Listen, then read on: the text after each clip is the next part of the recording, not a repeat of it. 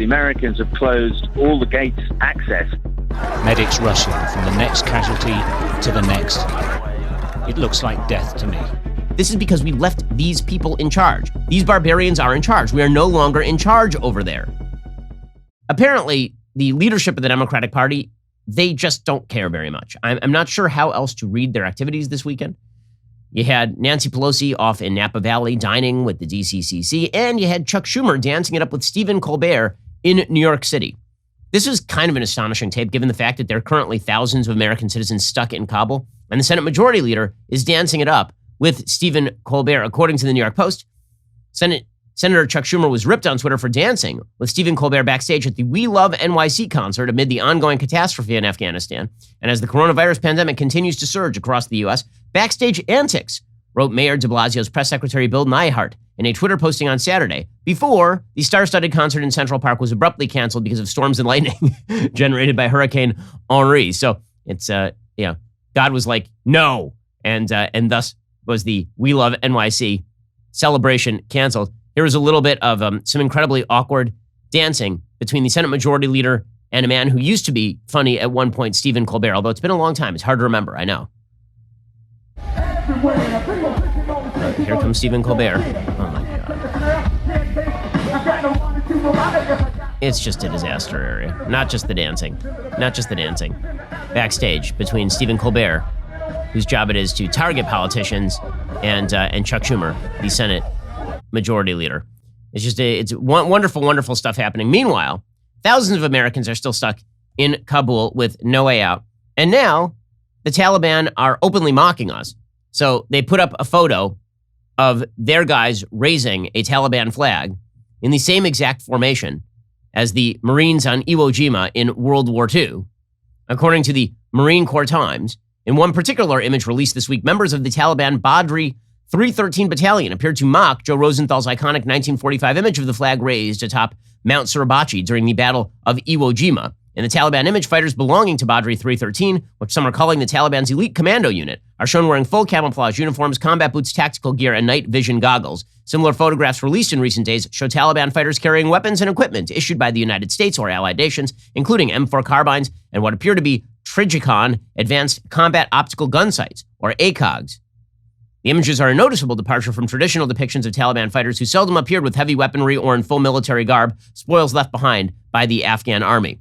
So things are going really well. They're going even better than that, actually. It turns out that over at the airport, a Fox News reporter is suggesting, Lucas Tomlinson, that the Taliban have been stepping up attacks on Afghans outside Abbey Gate at Kabul airport. They've been tearing up passports and other vital documents. One Afghan trying to escape says the Taliban knocked his wife's teeth out at a checkpoint, which of course is no shock at all.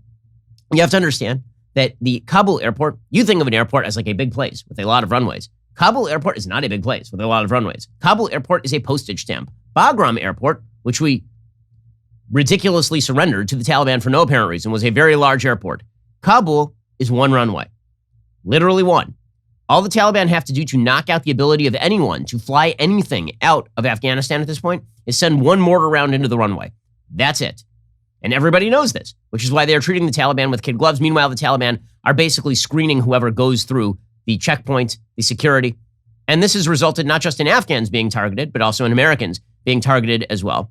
Lloyd Austin, the Secretary of Defense, he admitted over the weekend that Americans are basically being beaten by the Taliban as they approach these checkpoints.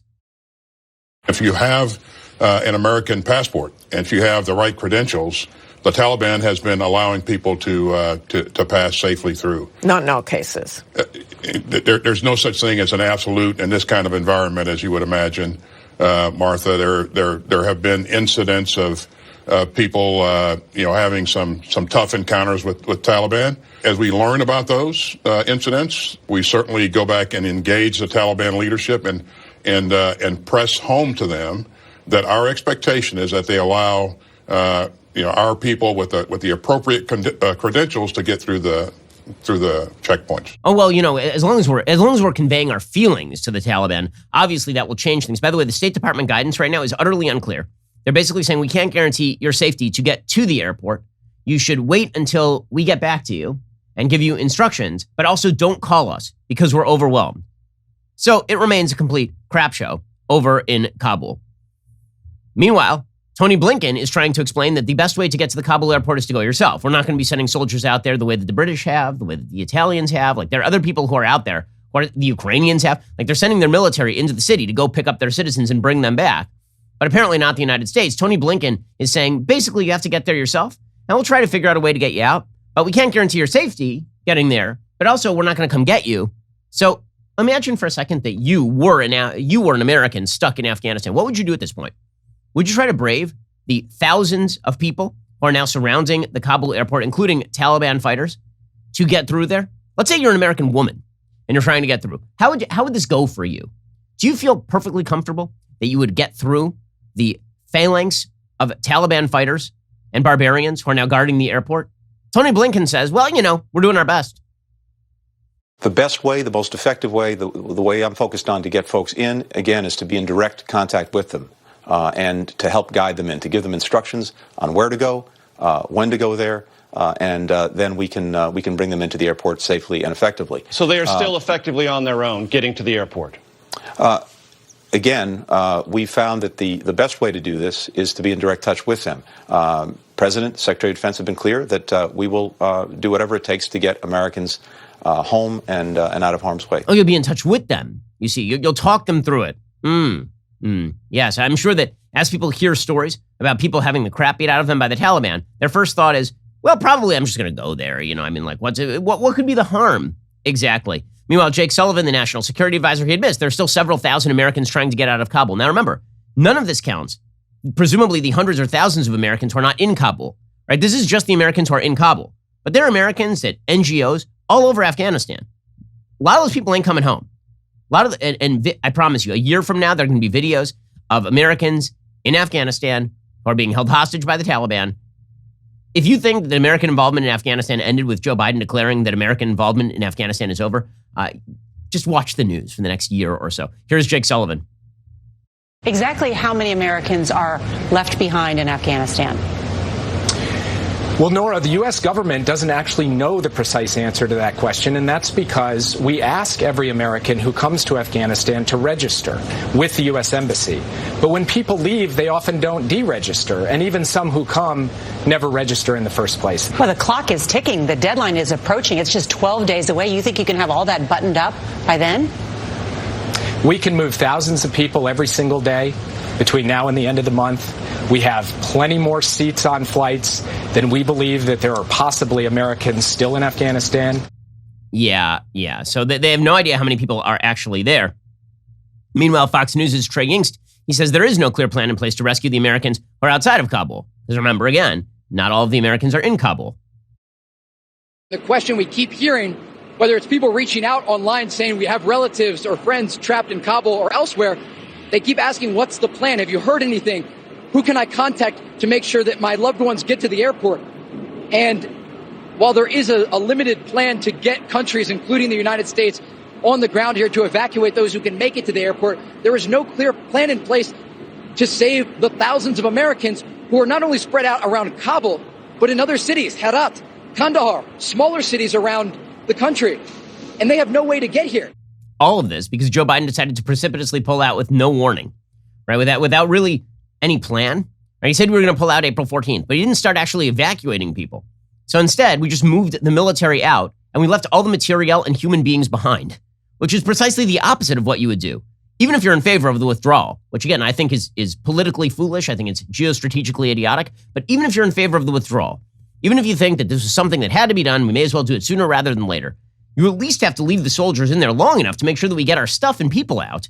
Instead, we just handed our military technology over to the Taliban. We abandoned our air bases. We completely we basically cut our own hamstrings so that we can't actually effectuate a way of getting people out of there, to the point where now we not only do we not have an ability to get people out of there, the Biden administration is openly at this point talking about bombing all of the people and resources that we left there. So the idea is we left all of these military resources behind. Maybe we should bomb them. Maybe we should just blow up all the military resources. According to Axios, the Biden administration is considering launching airstrikes against the larger equipment. They fear that such a move could provoke the Taliban at a time when the U.S. is focusing on evacuating people from Afghanistan. Again, this is because we left these people in charge. These barbarians are in charge. We are no longer in charge over there. According to Politico, in the chaos of the moment, it's unclear to U.S. officials how much equipment the Taliban has seized and how much of that sits unattended on bases and in small combat outposts across the country. That uncertainty over the status of a massive arsenal is sparking fears of a regional arms bazaar that could be a boon to terrorist groups and insurgents. The images that have spread across the world over the past week of Taliban fighters posing in front of captured helicopters and light attack aircraft have allowed the group to further humiliate the former Afghan and American governments. But these images don't concern longtime extremism watchers as much as the proliferation of guns, bullets, and grenades. So now, I guess we're going to have to send troops back in to blow all that stuff up. So this has been just wonderful. CNN, meanwhile, reporting there really is no access to the airport. The Americans have closed all the gates access. There is no access to the airport at the moment, except through one British access point called Camp Barron, which is on the outskirts of the airport, where people are processed there and then moved into the airport once they've been cleared to fly out. Now, that has been the case now for many hours. That is Sam Kiley of CNN reporting as of yesterday. Sky News also reporting on the chaos and saying, yeah, no, things are not organized out here. This is an emergency now. It's nothing to do with process. They're just trying to save lives. Tens of thousands are trying to get through. At the front, they're being crushed. Paratroopers pulling people from the mayhem. Medics rushing from the next casualty to the next and the next. The soldiers spray the crowd with a hose, anything to cool them down. Men, women, and lots of children. Please call someone. And then what we feared, the inevitable. Is this a stabilized withdrawal from Afghanistan? It looks like death to me. Okay, so that is a report from Sky News. Things going great, though, according to the Biden administration. By the way, there have been at least 20 deaths in the last week during the Kabul airport evacuation effort, according to NATO. That's how well things are going over there. We're in a battle for the culture and for our values. Like and subscribe to help keep our videos on the front line of the fight and top of your feed.